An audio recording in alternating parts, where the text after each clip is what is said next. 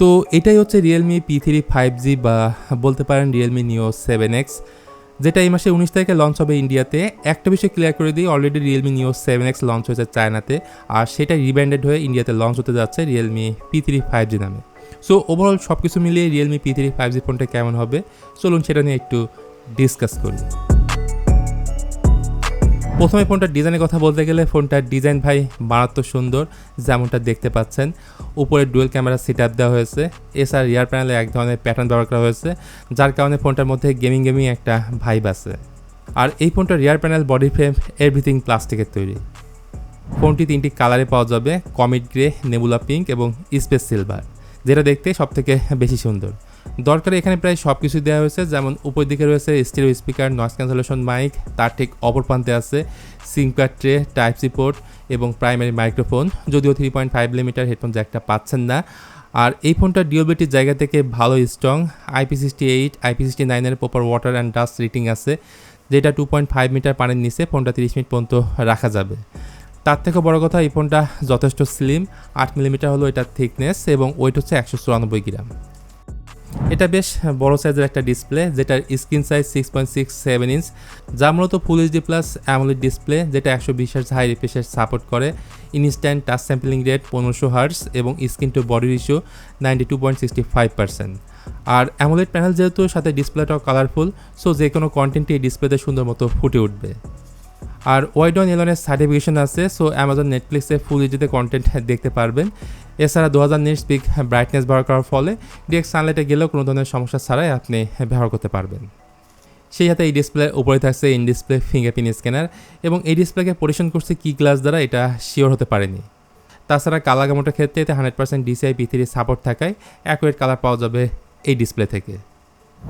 দেন performance হচ্ছে এই ফোনের সবথেকে বড় স্ট্রং পয়েন্ট, যেহেতু এটা গেমারদের টার্গেট করে বানানো হয়েছে। সো পয়সা হিসেবে এখানে থাকছে স্ন্যাপড্রাগন 6 Gen 4, যেটা 4nm আর্কিটেকচারের বিল্ড, এবং জিপি হচ্ছে Adreno 810। র্যাম ভেরিয়েন্ট হিসেবে থাকছে 8GB RAM plus 256GB storage. এখানে র্যাম টাইপ হচ্ছে LPDDR5 এবং স্টোরেজ টাইপ হচ্ছে UFS 3.1। আর ভিপা চেম্বারটা অনেক বড় দেওয়া হচ্ছে, 6050mm²। সো লং টাইম ধরে গেম খেললেও হিট জেনারেট অনেকটাই কম ফিল করবেন। BGMI এই ফোনে প্লে করা যাবে 90 FPS-এ, জেনশেন ইম্প্যাক্ট হাইস্ট প্লাস 60 FPS-এ প্লে করা যাবে। ইভেন এই ফোনটার আন্তঃ স্কোর 7.5 লাখের উপরে পাওয়া গেছে। আর ডে টু ডে ইউজেসে এই ফোনটা যথেষ্ট fast, app open closing animation খুবই বাটার স্মুথ এবং ফাস্ট কাজ করবে। অলসো মাল্টিটাস্কিংয়ে 10-15টা অ্যাপ্লিকেশন ইজিলি ব্যাকগ্রাউন্ডে চালু রাখতে পারবেন। সো পারফরমেন্সের জায়গা থেকে রিয়েলমি যতটুকু পারছে তার সফটওয়্যার দেওয়ার চেষ্টা করেছে, এমনটাই মনে হচ্ছে পার্সোনালি আমার কাছে। অপারেটিং সিস্টেম হিসেবে আউট অফ দ্য বক্স এটা নিয়ে আসছে Realme UI 6.0 based on Android 15, 2টা মেজর অ্যান্ড্রয়েড আপডেট এবং 3টা সিকিউরিটি আপডেট পাওয়া যাবে। আর ইনক্লুডিং এআই যতগুলো ফিচার আছে তার সবগুলো এই ফোনে দেখতে পাবেন, যেমন AI writing tool, AI smart look, AI writer, AI recording summary, AI circle to search, AI eraser সহ আরও অনেক দরকারি AI ফিচার আছে। তো এবারে এর ক্যামেরা সেটআপের কথা বলতে গেলে এই ফোনের রিয়ারে রয়েছে ডুয়েল ক্যামেরা সেটআপ। এর প্রাইমারি ক্যামেরাটা 50 মেগাপিক্সেল, তারপর আছে 2 মেগাপিক্সেলের একটা ডেপথ সেন্সর, আর ফ্রন্টে রয়েছে 16 মেগাপিক্সেলের সেলফি ক্যামেরা। ভিডিও ক্ষেত্রে মেইন ক্যামেরাতে ভিডিও ক্যাপচার করা যাবে 4K 30 FPS-এ এবং 1080p 120 FPS পর্যন্ত। আর সামনে ক্যামেরাতে ভিডিও রেকর্ড করা যাবে সর্বোচ্চ 1080p 30 FPS-এ।